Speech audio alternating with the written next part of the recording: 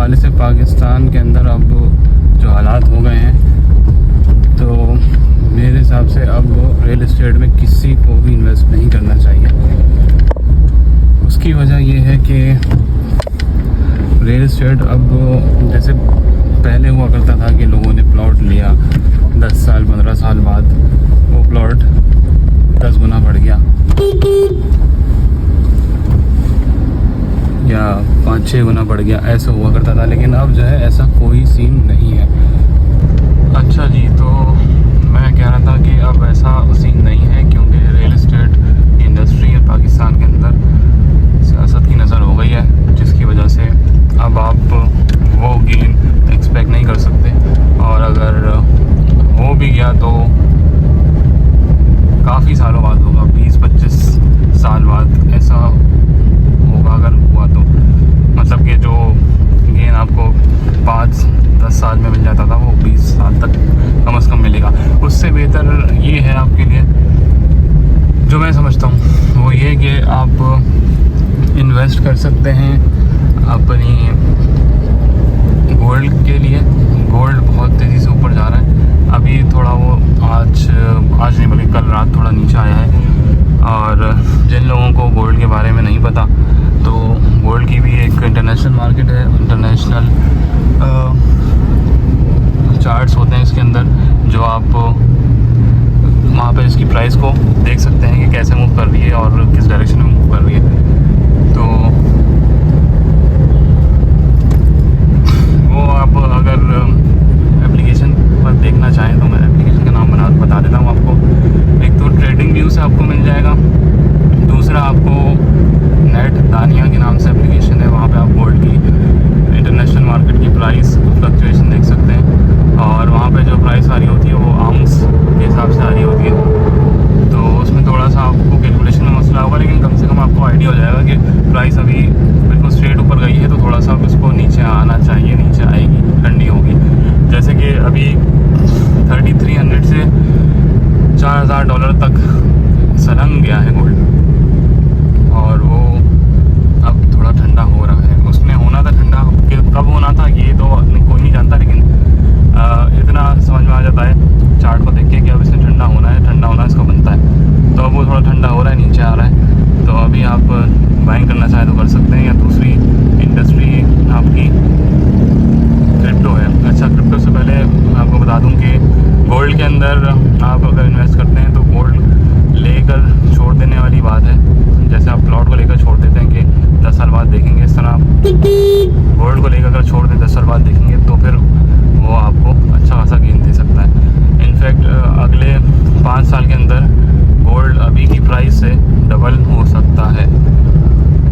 ये प्रेडिक्शंस हैं। Of course 100% नहीं होती प्रेडिक्शन, सही गलत हो सकती है, तो उसमें कुछ कहा नहीं जा सकता। सही गलत से मुराद ये नहीं कि नुकसान हो जाएगा, होगा तब भी प्रॉफिट ही। और 5 साल में वो डबल हो या 7-8 साल में डबल हो, वो कुछ नहीं कह सकते। लेकिन ये भी 5 साल वाली जो एक बात है, वो भी सेफ साइड पर ही है कि 5 साल में डबल हो जाएगा। जैसे अभी 4 लाख का है तो 8 लाख का हो जाएगा अगले 5 साल के अंदर, यानी 2030 तक की प्रेडिक्शन है। अब प्रेडिक्शन में ऊपर नीचे होता है, तो ये भी सेफ साइड प्रेडिक्शन मैं बता रहा हूँ। और अगर आप क्रिप्टो में आते हैं तो क्रिप्टो में सिर्फ आपने बिटकॉइन लेना है। और बिटकॉइन अभी तो वो भी थोड़ा सा ऊपर ही चल रहा है। बिटकॉइन अगर आपको मिलता है 1-9-1-10 के अराउंड, 1,09,1,10,000 डॉलर के दरमियान मिलता है, तो आप उसमें इन्वेस्टमेंट कर सकते हैं। जितनी आपकी गुंजाइश है, रेंज है, उतना आप कर सकते हैं। और कभी भी आप एक साथ बाय ना करें। अगर आपके पास लाख रुपए हैं तो टोटल लाख रुपए एक साथ वन गो में इन्वेस्ट ना करें, उसको टुकड़ों में इन्वेस्ट करें। 3 पार्ट्स में आप करके इन्वेस्ट करें या 4 पार्ट्स में करके इन्वेस्ट करें, ताकि आपकी एवरेज कॉस्ट जो है वो कम हो। तो ये रियल एस्टेट से काफ़ी बेहतर ये दोनों चीज़ें हैं, जिसमें आपको पैसे फंसाने नहीं पड़ते।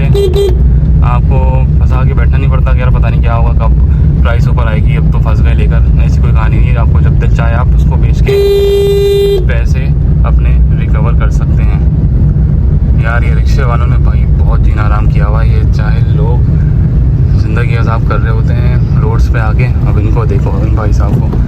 पूरी दुनिया यहाँ पे ना, जिसका जहाँ से दिल चाह रहा आ रहा है, एक से बढ़कर एक लोग हैं यहाँ पर। पाकिस्तान में, कराची में ख़ास तौर पे गाड़ी चलाना ना एक अज़ाब है, अज़ाब।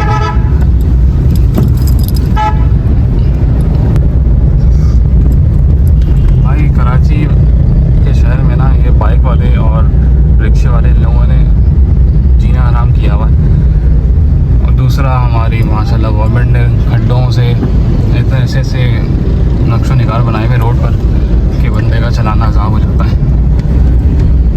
इसलिए मैं ज़्यादातर बाइक पे ही जाता हूँ ऑफिस, कभी कभार ले जाता हूँ गाड़ी, क्योंकि कौन इन जाहिलों से मुँह लगे और इनसे बच के निकले, इतना टाइम नहीं होता यार। दूसरा, ये बड़ा गंदा इन्होंने गड्ढे बनाए हुए यार, ये अख्ताबाद है ये। अब आपको अगर जाना है नाज़िमाबाद से DHA फेज़ 2 तो आप, ये बेहतर रास्ता है, इसलिए इस रास्ते से मैं जाता हूँ, इसको इख्तियार करता हूँ। मगर इनकी जो रोड है वो माशाल्लाह इतने बुरे हैं कि अल्लाह माफ़ करे, बस आप झूलते ही रहते हो बैठ के। हमारी अलग ही भाई मसले मसाइल हैं कराची वालों के। ये गैर मुकामियों ने जगह जगह अपनी चीज़ों को ला के, जैसे रिक्शे वाले, फल वाले, इन लोगों ने जहाँ दिल चाहते खड़े हो जाते हैं लेकर। बस वाले ये अपनी व्हीकल्स चलाकर रोड जाम कर देते हैं और पूरा पीछे ट्रैफिक जाम होता है। शाम के दौर वक्त पे तो ख़ास तौर पे यही होता है। और जो बची कुची कसर है वो हमारे गड्ढे पूरी कर देते हैं। तो आप क्या ही कर लोगे यार,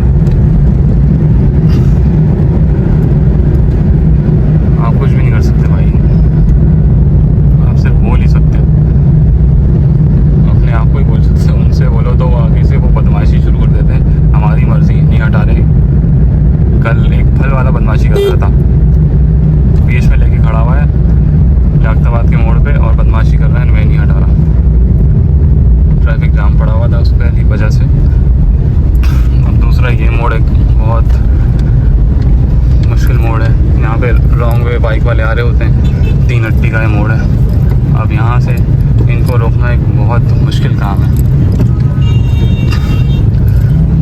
ये देखो, ये बाइक वाले साइड से घुसने की कोशिश में, दूसरा रिक्शे वाले वहाँ से दबा रहा है, दूसरा वहाँ से दबा रहा है। ये देखो, ये बाइक वाले साहब को देखो, ये यहाँ से दबा रहे हैं। क्या ही कर लोगे आप यार,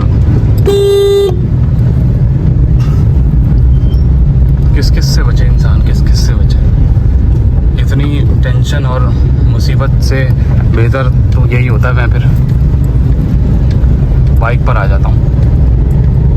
इन जाहिलों के मुँह लगना और बहुत एक अज़ाब का काम है। बहुत पेशेंस चाहिए भाई कराची में गाड़ी चलाने के लिए, जो मुझ में थोड़ा है एक हद तक। उसके बाद जो है भाई फिर हमसे रहा नहीं जाता, हम बोल देते हैं।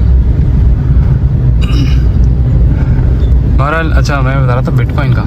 तो बिटकॉइन का भाई यही सीन है कि अगर आपको एक 15 तक भी मिलता है ना, तो आप उसको पार्ट्स में बाय करना शुरू कर दो और सेलिंग जो होगी वो 1,25,000 से 1,38,000 जहाँ आपको समझ आता है सेल करना शुरू कर दो।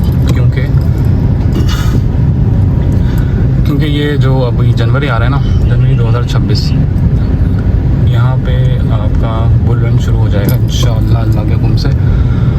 और बुल रन अगर किसी को नहीं पता तो थोड़ा बहुत बता देता हूँ मैं। बुल रन ये होता है जिसमें आप जो लेते हैं, जो नहीं मतलब तमाम कॉइन्स ऊपर जा रहे होते हैं बुल रन के अंदर, और वो बुल मार्केट कहलाती है। तमाम कॉइन्स आपके ऊपर जा रहे होते हैं, प्राइसेस सबकी ऊपर जा रही होती हैं। और एक होती है बेयर मार्केट। तो बेयर मार्केट जो है उसके अंदर आपके तमाम कॉइन्स की प्राइस नीचे ही आ रही होती है, मट्टी पलीद हो रही होती है उनकी। तो दूसरे ऑल्ट कॉइन्स में अगर आप जाना चाहते हो तो भाई फिर इसमें बहुत रिस्क होता है। आपके $100 $25 भी रह सकते हैं। अगर प्राइस नीचे आ गई तो $25 बच जाएंगे वो 100 के। तो इसलिए सिर्फ बिटकॉइन में ही इन्वेस्टमेंट करें, सेफ इन्वेस्टमेंट आपके लिए। और सेफ जो है बिटकॉइन ही है, और जो कि नंबर 1 करेंसी है, क्रिप्टो करेंसी। नंबर 2 पर है इथेरियम, लेकिन आपने इथेरियम पर भी नहीं जाना, आपने सिर्फ इसी पर जाना है, बिटकॉइन पे, दैट्स इट। और प्राइस मैंने आपको बता दी है, कहाँ लेना है, कहाँ बाई करना है, कहाँ सेल करना है। और जितने का आप लेना चाहे ले सकते हैं, चाहे $100 का या चाहे $25 का, वो आपकी मर्ज़ी है। जितना आपकी गुंजाइश, जितना आपकी जेब इजाज़त देती है। मैं भी आपकी तरह काम आदमी हूँ, और मैं कोई 4 साल से हूँ इस क्रिप्टो करेंसी के अंदर। 4 साल का मतलब ये 2021 से हूँ, और 2021 से मैंने 2021 में जब मैं घुसा था इसमें, तब बुल रन चल रहा था। और फिर उस वक्त हम तो भाई इतने खुश हो गए, जो ले वो कॉइन वो ऊपर जा रहा है, जो कॉइन लो ऊपर चला गया। तो उस वक्त तो प्रॉफिट हो रहा था, बड़े मज़ा आ रहे थे। मगर अभी जब बेयर मार्केट हमने देखी तो भाई हमारा वहाँ पर भी नुकसान हुआ है। नुकसान माशाल्लाह आपके भाई ने सब जगह किया हुआ है। बस गोल्ड ऐसी जगह थी जहाँ पे मुझे नुकसान नहीं हुआ, मगर उस पर अफसोस है बस कि वो बेच क्यों दिया। मैंने गोल्ड बेच के बिटकॉइन तो नहीं, क्रिप्टो करेंसी में इन्वेस्ट किया था। बिटकॉइन लिया होता तो मुझे अफसोस ना होता। तो ये है भाई कहानी। और दूसरा भाई, मैं आपकी तरह एक आम आदमी हूँ। मैंने जैसे कि मैं ये सोचता हूँ कि भाई एसेट बनाओ, अपना एसेट बनाना चाहिए बंदे को। ज़िंदगी तो गुजर ही जाएगी ऐसे ही जैसे गुजर रही है, पैसा आएगा खर्च हो जाएगा। बंदा एसेट अपना बनाए तो वो ज़्यादा बेहतर है, जो उसको कल को काम तो आए। इसी वजह से मैंने गाड़ी ली। अभी गाड़ी भी जो मैंने ली है, ये मैंने बड़ा तंग आके पुरानी गाड़ियाँ लेकर उसमें बड़ा परेशान हुआ हूँ, तंग हुआ हूँ। तो फिर मैंने कहा भाई नई गाड़ी ही लेते हैं, लेटेस्ट मॉडल की। तो ये इंस्टॉलमेंट पे ली है बैंक से। उसके बाद दूसरा एसेट मैंने जो बनाया है, वो आप लोगों को मैं जो वीडियोस डालता रहता हूँ कैटल इंडस्ट्री के हवाले से, तो वो एसेट है दूसरा मेरा। और वो भी आपके सामने मैंने कैसे बनाया वो भी आपको पता है, नहीं पता तो मैं थोड़ा बता देता हूँ। मैंने पिछले साल सितंबर में एक 2,12,000 का बछड़ा लिया था, जो कि 2.25 से ऊपर का पड़ गया था यहाँ आते आते। तो उसको फिर पलवाया, हर महीने उसके पलाइयाँ दी, तो वो एक मेरा एसेट बन गया। और वो एसेट जो बना तो फिर वो मैंने ईद पर उसको बेचा। लेकिन आप नसीब देखो, बस मैं गन्नों से बच गया इस ईद पर। जो हर ईद पे इतना ऊपर रेट जाता था, आखिरी दिनों में इस ईद पे जब मैंने लिया हुआ था तो रेट बिल्कुल मट्टी पलीत हो गया इस बार मंडी का, 2025 की मंडी का। तो अल्लाह का लाख लाख शुक्र है, मैंने सही टाइम पे बेच दिया था और सही पैसों में बेच दिया था। नुकसान हुआ था लेकिन सिर्फ 10,000 रुपये का, लेकिन एसेट बन गया मेरा एक, और एक एक्सपीरियंस भी हो गया। तो ये सीन है। उसके बाद मैंने सोचा भाई ये मैंने जो लिया था वो गलत चीज़ ली थी। मुझे कलर वाला माल लेना चाहिए था जो आसानी से बिके, और या फिर नस्ल वाला माल लेना चाहिए था जिसकी डिमांड हो। तो फिर वो बेच के मैंने फिर ब्रीडिंग में इन्वेस्ट किया है। अब ब्रीडिंग काऊ ली हुई है जो बच्चा देगी नेक्स्ट ईयर में जाके। तो फिर मुझे नहीं पता कैसा बच्चा आता है, क्या होता है, नसीब है वो भी भाई अल्लाह ताला की तरफ से, जैसा भी आएगा। तो वो जब आएगा तो फिर उसको इंशाल्लाह 1 आध साल तो पालेंगे, देखेंगे कैसे रिजल्ट्स आते हैं, और उसके बाद फिर इंशाल्लाह उसको सेल के लिए देखेंगे, सेल करने के हवाले से कि कितना का जाता है, क्या होता है। इसके अलावा ये कि उसके साथ साथ ये अपनी गाड़ी भी बनती रहेगी। और दूसरा वो जब बच्चा आएगा, तो जब वो बच्चा पल जाएगा तो तब तक इंशाल्लाह दूसरा दोबारा इसको प्रेग्नेंट करवा के दूसरा बच्चा भी आने वाला होगा या आ चुका होगा। तो जब वो आ जाएगा तो फिर दूसरे बच्चे से फिर प्रॉफिट टेकिंग करेंगे। तो भाई मैं ऐसे छोटे मोटे मौके ढूंढता हूँ कि किसी तरह से कुछ इधर उधर हाथ पाँव मार के कोई और भी अदर सोर्स ऑफ इनकम भी बन जाए जॉब के अलावा, क्योंकि जॉब कब तक करेगा भाई आदमी, कब तक करेगा। कुछ अदर सोर्स ऑफ इनकम भी होनी चाहिए। और महंगाई जितनी है ना भाई और जितनी बढ़ती जा रही है, जो इस मुल्क के हालात हैं, अल्लाह ही माफ़ करे।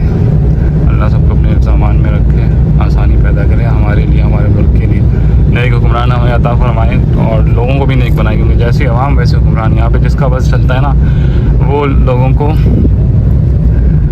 परेशान कर रहा है, तंग कर रहा है, लूट रहा है। फल वाले को देख लो, रिक्शे वाले को देख लो, बदमाशी। कराची शहर में सब बहुत आम हो गया। तो जैसे लोग वैसे हुक्मरान। लोग इंसान के बच्चे बन जाएं तो शायद हमें हुक्मरान भी कोई इंसान का बच्चा मिल जाए। भारत मेरे ख्याल से काफ़ी वीडियो चल गई और अभी तक के लिए इतना काफ़ी है। मिलेंगे आपसे अगली वीडियो में, तब तक के लिए अल्लाह हाफ़िज़।